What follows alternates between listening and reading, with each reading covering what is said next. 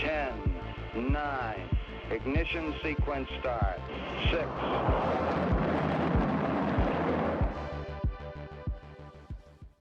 Hello and welcome to Rocket Fuel, your daily update of everything that's happening in the Rocket Fuel community. My name is Wack. Today is October 27th and we're going to get started here with this really great news that Maverick shared saying 2 billion, and it's a screenshot from DeFi Llama, and DeFi Llama is a website that kind of tells you what the state of DeFi is across all these different protocols and teams and sectors and stuff, and they have Rocket Pool as being worth $2 billion and $9 million of TVL. That's like, you know, all ETH staked, all rETH that's there, and all the RPL as well. I think all of that together, they give you the number of $2 billion, which is really exciting. So if you have a look at the DeFi Llama website, you can see that when it comes to liquid staking tokens, in terms of TVL, Rocket Pool here is number 2. And it's gone down a tiny bit since the Mav screenshot. Is now 1,997 million. So it's gone down a tiny bit. But what's really interesting to see here is that, you know, Rocket Pool's TVL has been growing nicely, 11.8% in the last month compared to 7.2% for Lido and 7.1% for Binance and 13% for Frax, but that's smaller. It's like a quarter of the market cap of Rocket Pool, so it takes less to make that grow. I think part of the reason why that's grown nicely is because of the RPL token appreciating in that time. It's had a good month, so that's part of the reason why the TVL's gone up. But 2 billion is definitely a really nice landmark. I remember when we hit 1 billion, and that was, you know, pretty great at the time, but 2 billion of course is just that much nicer. I'm not sure exactly how they work it out, so I think they get the RPL price and they get the that's just the Rocket RPL price. I'm not sure. Let's see what they're doing for TVL here. So they're saying no, that's just for the RPL token. But anyway, yeah, it's gone down a bit more now, but it did hit 2 billion. Look, here is a Mav screenshot to prove that. So just because DeFi Llama said 2 billion does not mean it was 2 billion. Invis, of course, is here to tell us the truth. He says this is fake news. According to his calculations that he uses in Rocket Watch, the total ETH locked is 848,000, and then total RPL locked is 10,382,000, and then that gives you a total value locked of 989,000 ETH, nearly a million ETHs worth, which is about $1.75 billion. So it's about 12.5% short, which is quite a big difference. It might be that they're counting the RPL tokens value as a whole instead of just the staked RPL. So I think that's where the difference might be coming from, but I don't know if that counts as Rocket Pool's TVL to count the whole market cap of the RPL token. But still, like, it's a nice thing that's kind of memeable that we can put out there and blame it on DeFi Llama for getting it wrong potentially instead of blaming ourselves. So yeah, okay, so that was just a nice start, because next we're going to get deep down into governance. So let's start here. We are today talking about the staking rework proposal that Val has been talking about for a few months now. So this is a discussion that started in the summer. The forum post was made on August 11th. So this was, you know, a number of months ago. This was held up because of the RPIT4 vote that concluded last week. But now this will be one of the next votes that comes to the community. So I think today is a good time to share this with you all. The forum post here, like, is linked below, so you can follow the link. But one of the main things that you can read to get the full information is this introduction document on the proposal that Val has on his GitHub, and we're going to look through that. And then there's a draft RPIP as well that's still being worked on, I think. So he says at a very high level, the primary point of the proposal is going from, and then there's a pie chart showing the different kinds of places the RPL inflation is going to, the 5% that comes out every year. we have 23.5% going to incentivizing mini pools, 13.8% going to overshoot, and 32.7% going to node operators who are speculating in the RPL price. And then they have 8.4% going to reserves, 4.5% going to the GMC, 7.5% going to the IMC, 6.2% going to the oDAO, and 3.4% going to the developers, the team. So they want to change that to 56% incentivizing mini pools, and then 10.1% to overshoot, and 3.9% to node operators who are speculating with the RPL price. Now, what does that mean? Here, Val explains, he says, by changing how we calculate RPL rewards to incentivize node operators to supply more rETH, and he says, growth. So Val's arguing that this will help bring more validators online. With more validators coming online, we can mint more rETH, and that's what the goal of this is, to get more people bringing more validators online. And I'll go through Val's points and explaining how he presents that information. So Val says, want more? See the bottom of the intro document, which we're going to check next. It has linked to research Discord thread, earlier research facing document, etc. He says, note there's definitely room for change here. For example, there have been alternative equations for rewards, alternative methods for withdrawal friction, etc. Consider this a release candidate rather than the thing that we will definitely vote on. So let's keep that in mind when we are talking about all of this over here. So here's Val's GitHub, and he says these are the goals of this change. So he says concentrate spend on Rocket Pool's goals, particularly incentivizing node operators to create rETH supply by rewarding making more mini pools and rewarding LEB8s more than existing bonded 16th. I think that's what it stands for, but 16 ETH mini pools, because the idea is that with the LEB8 you bring 8 ETH and you mint 24 rETH, whereas with mini pool 16 you bring 16 ETH and you mint 16 ETH. So that LEB8s give you 3 times more minting power than per ETH that you bring compared to 16 ETH validators. So it says avoid spend that doesn't support Rocket Pool goals, particularly unnecessarily rewarding speculation. Forks shouldn't feel trapped. Some exit friction is okay. Predictable is good. We shouldn't be extortionate. So that refers to the idea that right now you can't withdraw RPL from your stake unless it's over 150% collateralized. With this system, you'll be able to do that with a time lock, which is the sum friction. And then it says forks shouldn't feel they have to actively modify allocations for every little ratio change. So here are the changes that Val kind of breaks down in the post. He says rewards will scale differently, details below for math. Adding a mini pool will increase RPL rewards even if you have enough staked RPL. So for example, now if your collateral level is 100% and you've got, and you've got 10 validators, bringing on 11th validator won't increase your RPL rewards because you're already covering all of your effective RPL stake will remain to be effective. It says converting mini pool 16s to 2 LEB8s will increase your rewards even if you already had enough staked RPL. So this is a big change that really strongly encourages conversion from mini pool 16s to LEB8s. I'm going to talk about that next because we'll be talking about that next. But this is a really big piece of information right here. It says you need staked RPL value of over 10%, which is the same as now. Borrowed ETH to get RPL rewards.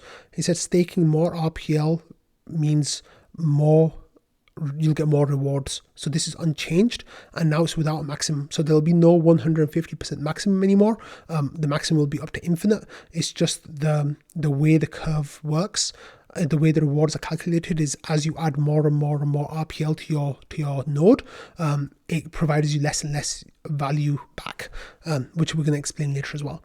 And then he says beyond 15% borrowed ETH, rewards go up slower and slower. So this is a new bonding curve that we're going to talk about next as well.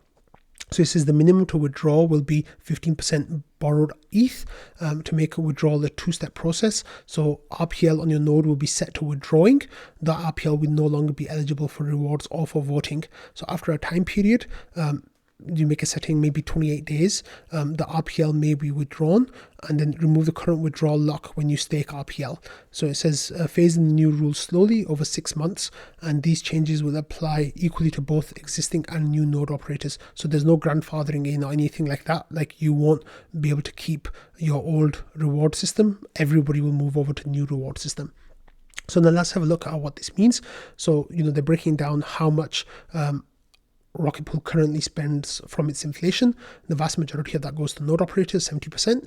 And then of that 70%, the idea is that there's a lot of people who have higher amounts of RPL, and they're not really adding anything to the security of the network. And also, it's much better to reward more mini pool creation rather than hoarding RPL. The idea is that people can, keep hoarding RPL. That's absolutely fine, but it shouldn't be the protocol that kind of pays that amount. And if you have a look at the current spend, 32.7% of node operator rewards are spent on people who have really high RPL stake, and that's not really necessary according to this. I'm really sorry if I'm getting any of the details wrong.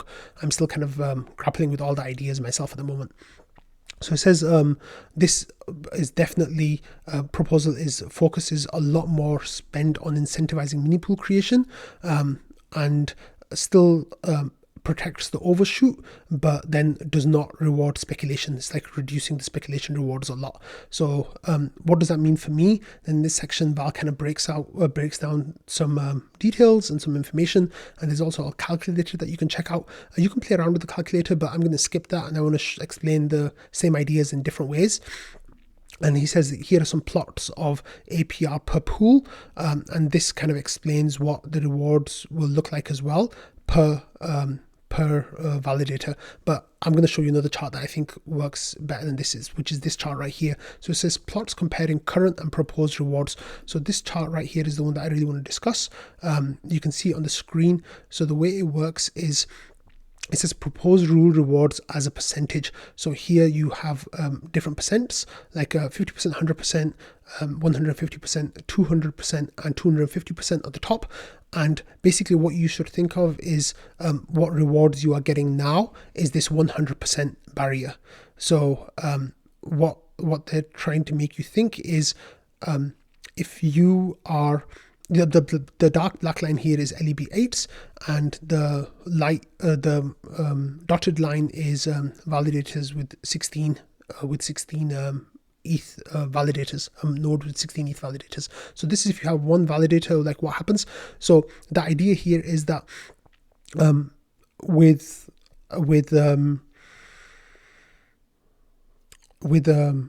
if everything remained the way it is right now, then with going to LEB8s would not have that much impact on your rewards. In fact, for a lot of people, they'll be getting more rewards than they do at the moment. However, with LEB, with the mini pool 16s, after you have around 8 ETH RPL value per node, which is about 50% basically, then you start losing rewards quite a lot, like quite quickly, compared to the status quo. So if you get up to 24, which is the max that you can have, at that point you are basically getting less than 50% according to this, although the numbers work out a little bit differently, and I will explain that when we're talking next. But this gives you an idea basically of kind of where you stand. So if you currently are on 16 ETH validators, switching to LEB8s will help you protect most of your RPL rewards right from the get-go. So let's go back to Val's documents here. So he says this shows you how to read it, and then it gives you details as well. And there's a whole lot of information that I'm not going to go through all of it, but basically the way that it works is like, this is a current spend per bin of where the rewards are. So, the 10% people get so much, and then following on from that, the different people get different amounts. And then this is the proposed spend, which is people who are that 10 to 15% will be getting a lot more, and then the other groups will be getting less overall, to incentivize people basically spinning up new validators and bringing validators online instead of hoarding RPL on your node. So then there's more information here as well about how it all looks. And one of the things that, Val really wants us to be clear on is that we should be thinking of this as the bonded RPL that you have, and the relationship that has to value creation for Rocket Pool and the TVL creation as well. So those are kind of the ideas that are framed around there. So here then Val says, you can read the Discord thread that started on July 14th. So this has been active for quite a while. And I remember really imploring a lot of people to be involved in those discussions and, share their ideas, because this is going to be a really big deal. And I spent a lot of time telling people like on Rocket Fuel and elsewhere that this is something that they should be really pay attention to. So then let's go back to the forum here, and there was a very active discussion over here, and this kind of slowed down a little while ago because the voting governance kind of stuff reached a blockade, but there's been a smattering of comments. The last one was on September 4th, which is a month and a half ago, but then today Patches basically showed what it would look like with these different calculations and what it would look like for your node. So here he says, I've generated a rewards tree using the proposed formula for target interval 15, which ended a day ago. Attached, you'll find the tree along with a CSV file showing how each node's rewards would have been different if this proposal had been enacted before interval 15. And then it says, click here for the rewards tree, where you can see the different numbers, and then click here for the CSV summary. So the CSV summary has four columns. It has the node address, it has the current methodology, rewards under the current methodology, rewards under the proposed methodology, and then what the difference for that particular node operator would be between those different systems. So he says, once downloaded, you can search the CSV for your node ID to find your personal impact. You'll need put your node ID in a certain format. So here it says node, interval, proposed, and then factor, and then delta. So let's have a look.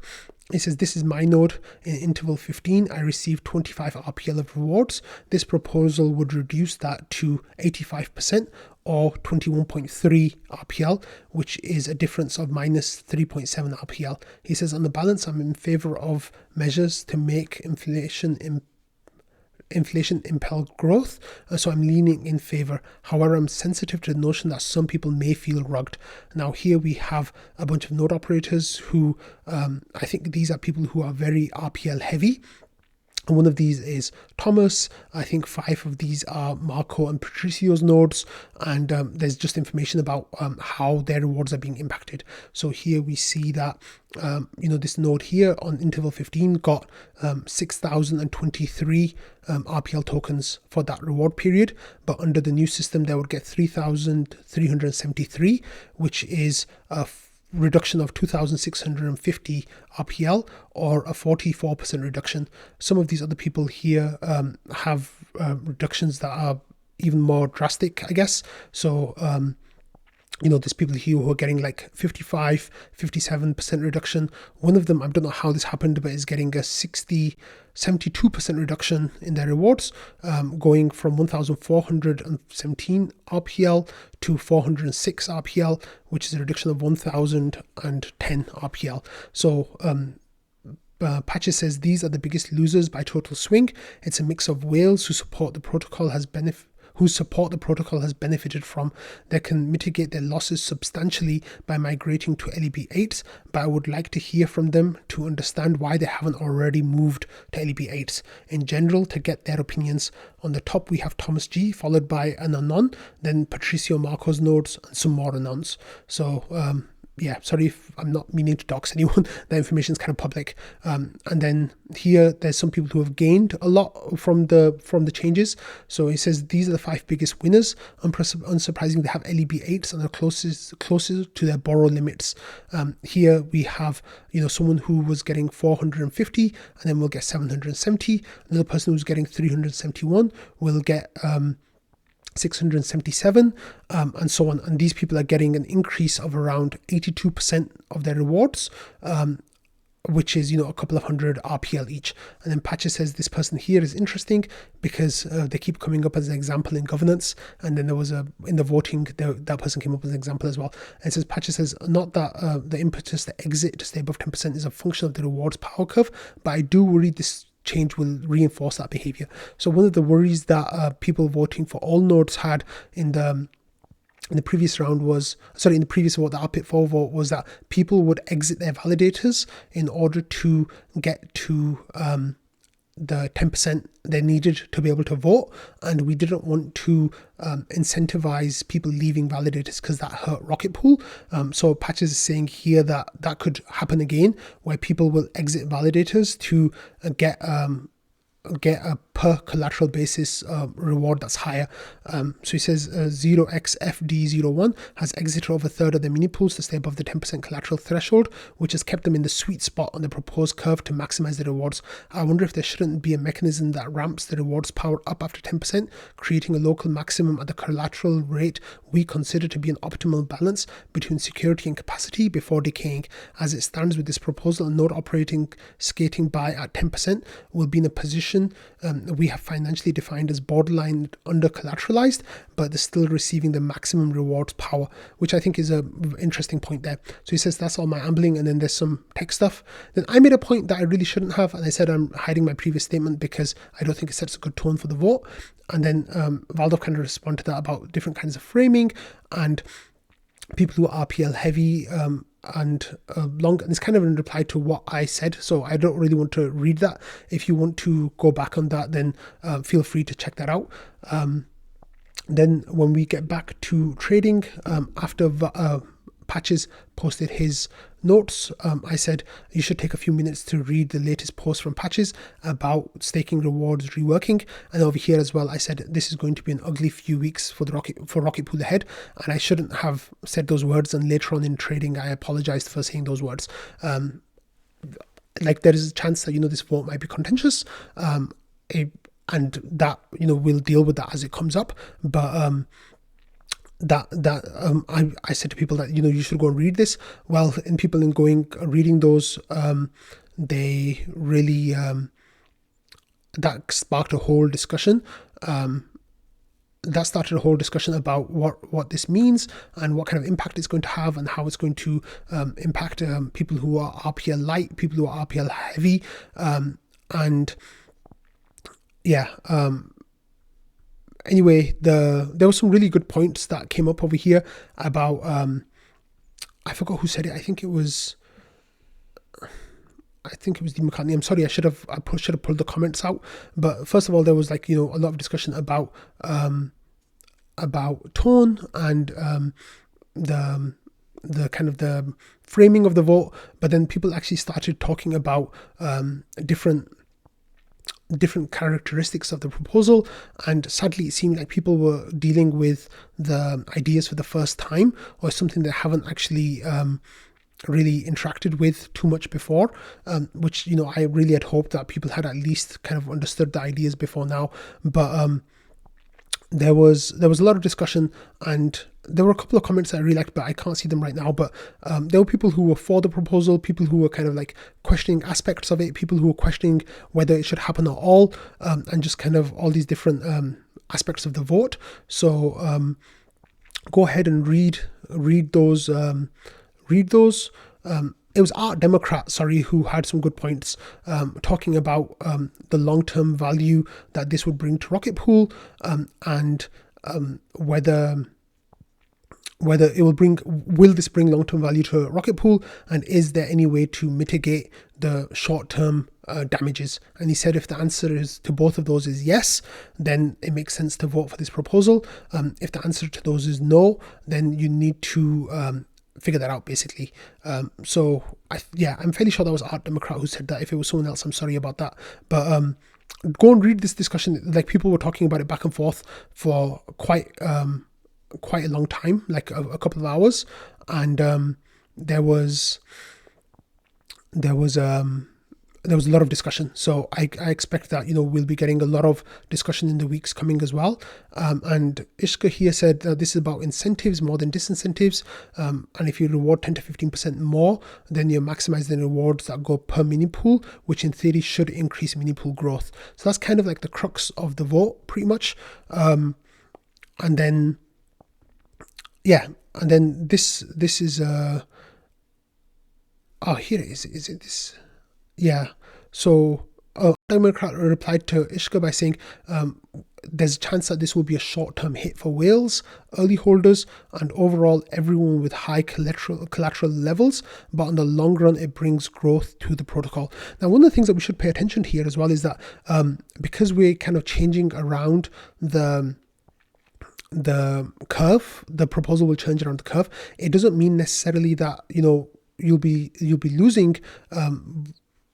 What will happen is that you will be it's just there's a slight reallocation, which means that there's still the same number of RPL that has to go to everyone. So that's why the numbers are being moved around. From a rough idea, and you can definitely dig into Patches' documents a little bit more. The way it looks is that if you are very highly collateralized on 16 ETH validators, everything over, I think,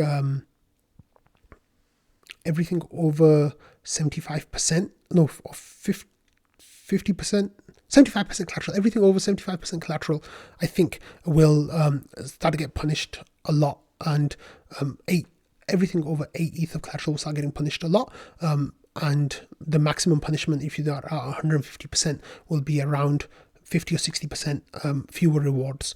Then on the other end, if you're on LEB8s, or even on 16 ETH actually, and you're at 10%, between 10% and 15% on LEB8s, or 10% and I think 12.5% on on 16 ETH validators, then you will get about an 80% boost in your rewards.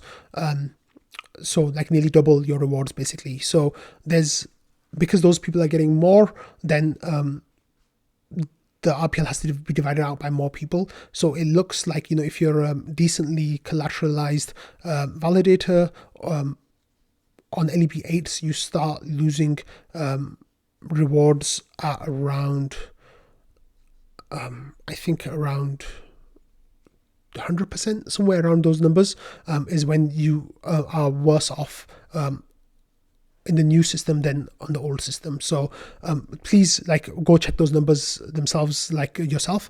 I don't have them quite memorized just yet, but that's something to pay attention to. So here, Art Democrat says, my old employer Jeff Bezos used to say, never sacrifice long-term cash flow for short-term profitability. And the idea here is that just because something might be more profitable in the short term, you should definitely think of the long term and think of what will happen in the long term, because that will give you a lot more benefits. So please go and engage with this whole discussion. And I know that this discussion is going to come up a lot in the following days, and probably likely once the vote goes live as well. I haven't fully decided how I'm going to vote on this yet. I have a position that I've shared with a couple of people, but it's not, I'm not firm in that position yet. I really do want to spend more time this weekend, just trying to understand a little bit more and try to have a few more questions answered before, I make my position public, which I hope to do before the vote goes live, which I'm anticipating will happen at some point next week.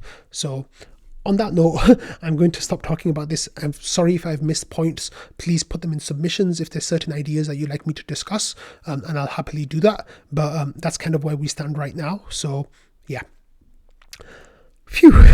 Okay, so moving on from that, today was grants day with the GMC. So we had our latest announcements of all the grants. So here we had Shifrin saying, hello everyone, we've concluded discussions and scoring for round 5 of the grants, bounties and retroactive awards round. This marks the second award cycle under RBEP 26 that uses the monthly format. It's also second award cycle where subcommittees were utilized. It'll be the last round for the current roster of the GMC committee members, I'm happy to announce the following award winners. For those who did not receive an award, please note that applicants are welcome to reapply. Remember, there is an award a commentary section where you can learn more about the GMC's decisions. This post also begins a 14-day clock, during which, according to RPIP 15, anyone may file an RPIP disputing a grant boundary or retrospective award within 2 weeks the announcement of the recipients. Such an RPIP shall be subject to a snapshot vote. Any awards not subject to such a challenge will become official on November 10th. So that's when you can look to see if your award is official or not. So here we have the new process, the final slate voting. And it says the GMC voted on utilizing a 3-stage voting system during the finalization of awards this cycle. So the first stage is declare amendments. So once everyone has submitted their recommendations, then the whole GMC can say that they would like things to change. And then there's 48 hours for discussing or voting on amendments that are suggested. And then there's 24 hours to vote to reject the slate. And then here, the subcommittees, there's a new thing here as well, where there's a process where subcommittees kind of chose the grants and applications that came towards them. So it said the GMC has voted on adding transparent subcommittee application assignment process. So in the first stage, the application review and subcommittee assignment discussion takes place. Then subcommittee representatives have designated representatives responsible for selecting applications within their respective committees. And it says application selection process. So this takes 72-hour window where we kind of figure out who's going to be evaluating which applications. And then if there's no consensus, then the administrator can help with that. And then here are the subcommittees. There was the development subcommittee that had Joe, Object, and Fornax. There was the research subcommittee that had Annie Septora, Ken, and Mentor. And the marketing subcommittee had RPL, Maxi, Dondo, and me. And then it says the GMC has acknowledged the necessity of finding improved methods for managing DeFi applications in the future. They plan to address this by establishing a new subcommittee with the upcoming roster in November. So it's likely that we'll be going to 4 subcommittees, but it might be that some members of the GMC participate on 2 subcommittees instead of just 1. It says proposal scoring awards are denominated in US dollars for the purposes of committee discussion and voting on finalized award amounts. Awards were then converted to RPL at the current ratio, $23 per RPL, as shortly before this posting, and then rounded up to the nearest RPL. So here we have the overall scores. So Valdo's tree-gen testing was approved. Valdo's marketing improve LST dashboard was approved. Long for Wisdom's RPIP 4 proofreading was approved. And then 2 were deferred with future consideration or to entire committee. That was FunctionLand's FX blocks application and IPOR's rETH stake rate index as well. And then we had 1, 2, 3, 4, 5, 6, 7, 8 rejections of applications. Then in the award category, you can go read what the reasons for acceptance or rejection were, and you can get that information from there. And then it tells you on the final vote saying that no members chose to reject the slate of awards. So that was the awards part. Yeah, the next one starts in a few weeks. So yay. So talking about the next rewards section, this will be with the new GMC. So today a new vote went live to vote a full slate of GMC membership.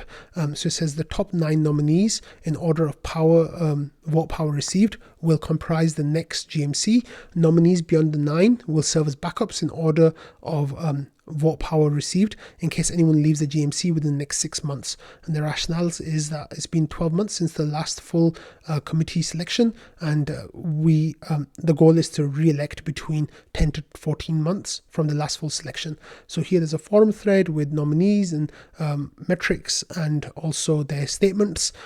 So this vote might look kind of skewed to you right now because it looks like I've got 979 vote power, whereas other people are like in 100 and like in the double digits. So what I did here is I voted for myself this morning.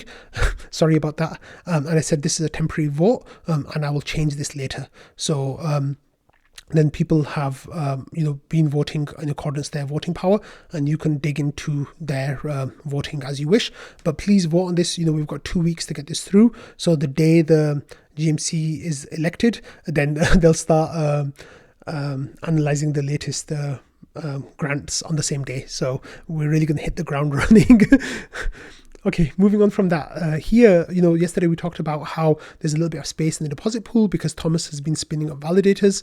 Well, there's space, so then the whales come to feast, and here we had a 1,000 ETH deposit into the deposit pool because of the space that was there. Now, if you have a look, the space has been completely removed. We've got space for 3 ETH in the deposit pool, which of course is not enough for one validator. So this is the point where we can start building up a premium. As you can see that, just because there was space, then we started getting this 1,000 ETH and then another 100 and some good numbers of deposits coming through. But of course that has now stalled because the deposit pool is full. If we look down at the daily rate of ETH deposit, you'll see that, we had fairly respectable days, triple digits most of the time. But as soon as the deposit pool was over full, then we pretty much went down to double digits, which was the first time in since September 22nd, which was the same case then as well. But today, we're back up to 1,400 ETH.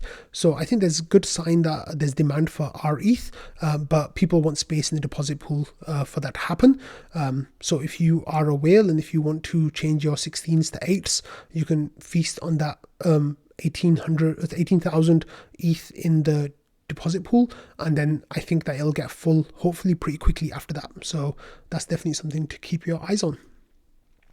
Okay, here we had 2 pieces of news that came from Maverick as a protocol update.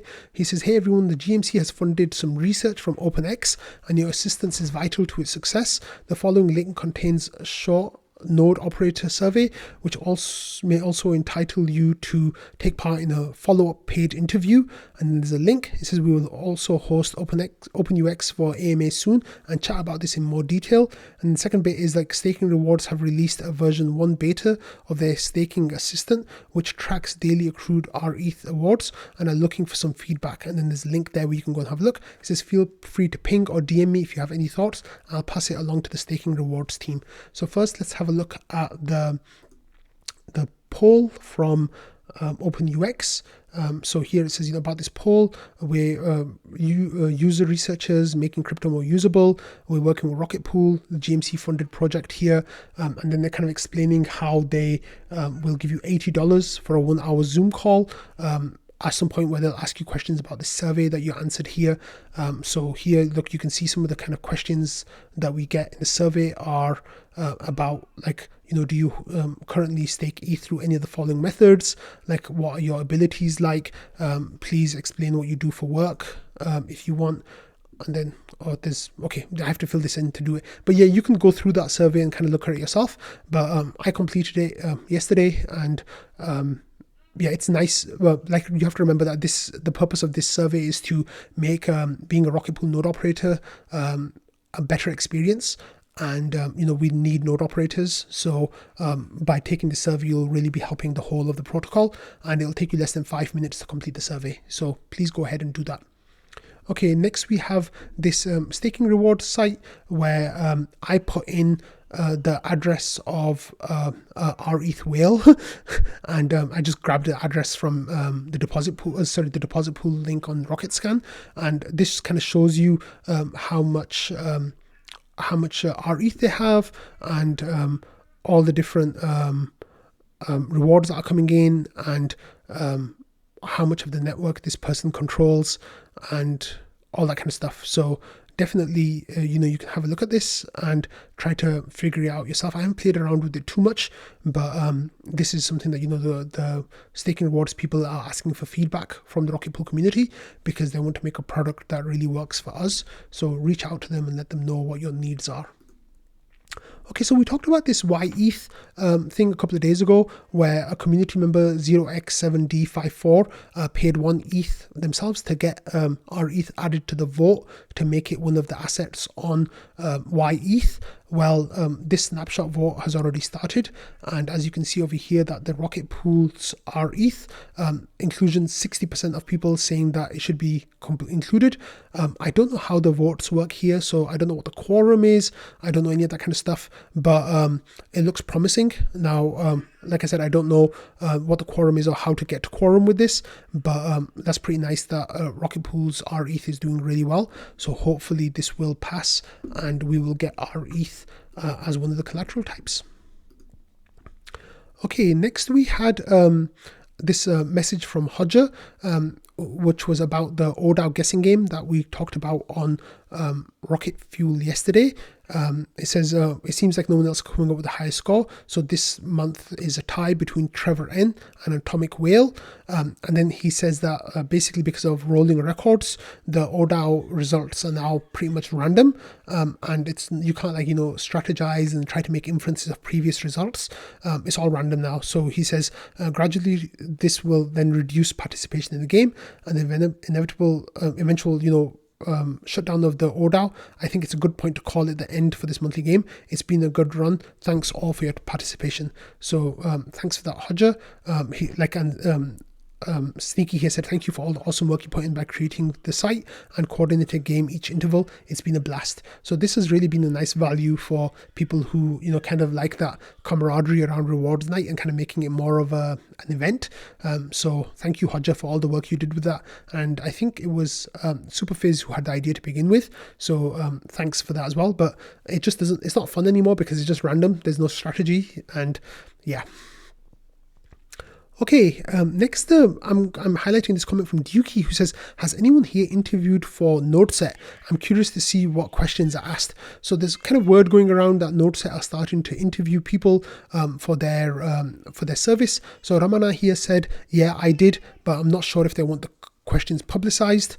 And then Nick came in saying, hey, they're extremely casual. We just ask questions about how technical you are, how you're running your nodes, do you SSH in remotely, do you have a disaster recovery plan, and all that kind of stuff. And then Blue AVM said, is NodeSet attending DevConnect? And Nick says, yes, as of now we are. So here, then Blue AVM said, do you guys prefer in-person interviews?